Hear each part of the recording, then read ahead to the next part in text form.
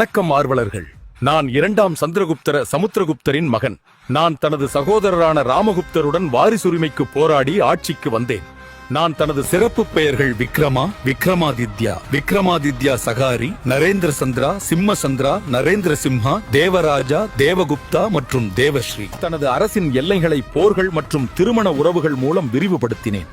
அதில் நான் நாக இளவரசி குபேர நாகாவை மணந்தேன். இங்கு நான் ராணுவ முக்கியத்துவம் வாய்ந்த தக்கான பகுதியை ஆண்ட வாகடக இளவரசனுக்கு தன் மகள் பிரபாவதிக்கு திருமணம் செய்து வைத்தேன். மேற்கிந்திய அரசுகள் மீதான படையெடுப்பின் போது மேற்கு மாளவம், குஜராத் ஆகிய பகுதிகளை ஆட்சி செய்து வந்த சாக அரசர்களை மற்றும் ஹூனர், காம்போஜர், கிராதர் போன்ற வடநாட்டு அரசுகளை வென்றேன். ரோமானிய பேரரசுடனான வணிகத்தால் அரசின் வளம் பெருகியது. மினாருக்கு அருகில் உள்ள இரும்பு தூண் என்னால் கட்டப்பட்டது. சீனாவைச் சேர்ந்த பௌத்த அறிஞரான ஃபாஹியன் தனது ஆட்சி காலத்தில் இந்தியாவுக்கு வருகை தந்தார். வெள்ளி நாணயங்களை வெளியிட்ட முதல் குப்த அரசர் நான் தான்.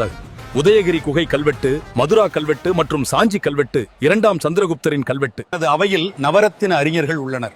அவர்களில் சமஸ்கிருத புலவர்கள் காளிதாசர் மற்றும் ஹரிசேனர், அகராதியை உருவாக்கிய அமரசிம்மர், தன்வந்திரிப்பா, வராகமிகிர வானியலாளர், விட்டல் பட்டா மந்திரவாதி, ககபனக ஜோதிடர், சங்கு கட்டிடக் கலைஞர், வரௌசி இலக்கண அறிஞர் மற்றும் சமஸ்கிருத அறிஞர்